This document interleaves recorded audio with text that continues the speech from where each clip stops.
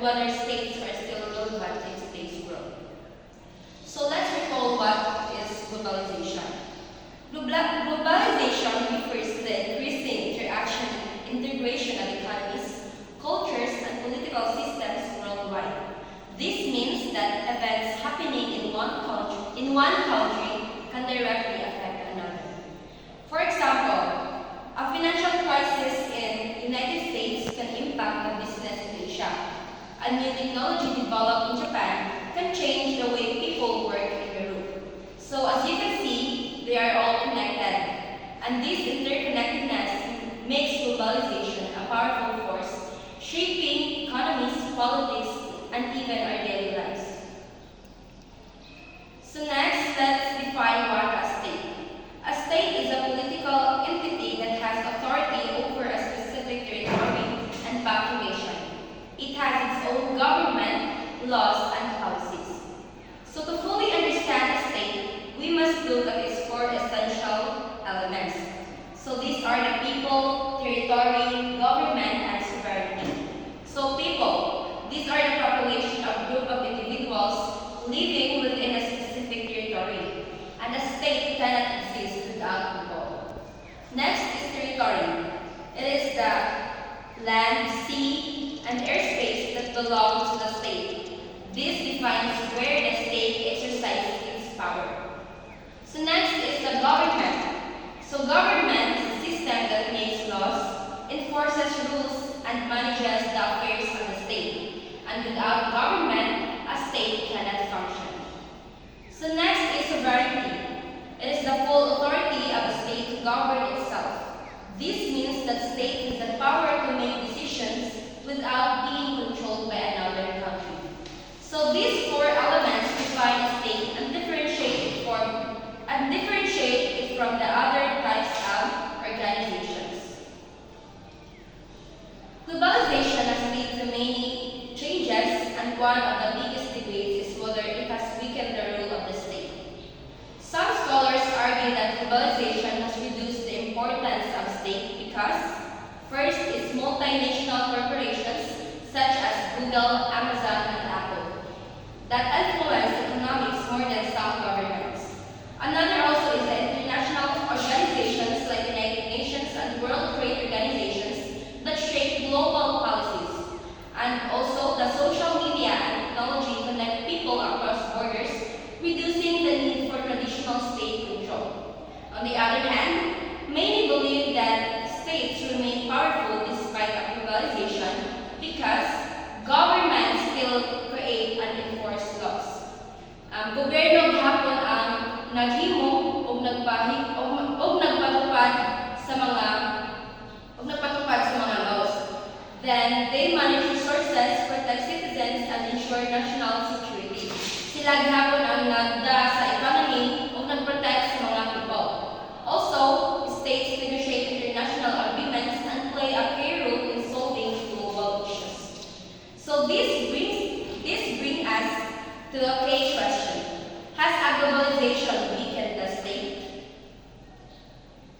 So in our ever-modernizing planet, globalization is compressing the world through changes in the spatial organization of social relations and transactions that create transcontinental and interregional flows and networks. There are three major perspectives in this issue. The first is the hyper-globalist perspective. They argue that globalization has made states weaker. They believe that multinational corporation and global institution is holding more power than governments. Another perspective is the skeptics' perspective. They say that globalization has little to no impact on the power of states. They argue that states still control economies, enforce laws, and maintain their sovereignty. And lastly is a balanced perspective.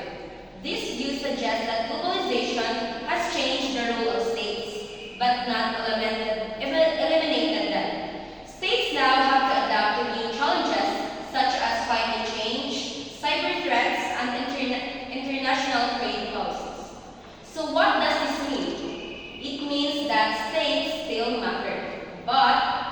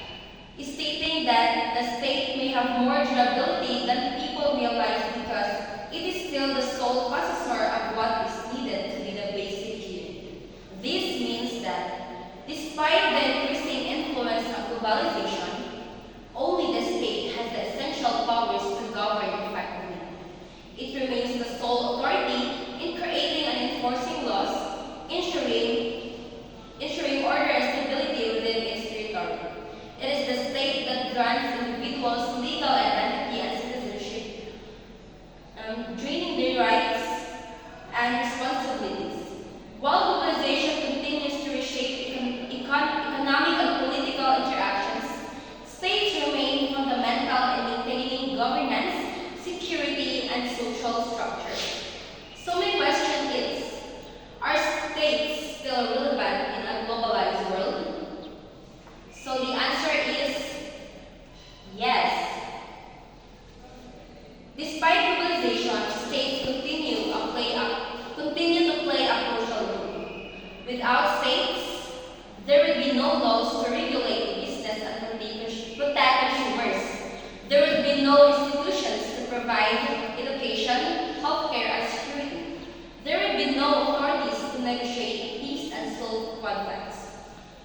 Some people argue that globalization makes states unnecessary, but in reality, globalization and nation states work together.